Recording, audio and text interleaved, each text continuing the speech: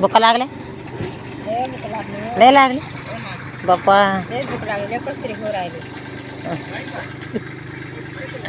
Oh my God. अरे बाप, जेवा तरी म्हणा कोणाला, मला तरी म्हणा निदान जाऊ द्या जेवा म्हणून. बाप रे बाप. काय काय आणले भाजी? काय भाजी? तांदूळ जा, मठाची डाळ. मठाची डाळ आहे का? इकडे काय आमटी? वा, मठाची आमटी. यात काय टाकलं? बोंबील काय? लंबू म्हणा, जंबू. मी आज मला समोसे आणले बघा. हा नंदा जेवा म्हणा आम्हाला. काय खा? मिरची. हे उचलून घ्या ना आता. मग बघा या जेवणा करायला. काय खाते? लिंबू? चिकन नाही, काय नाही.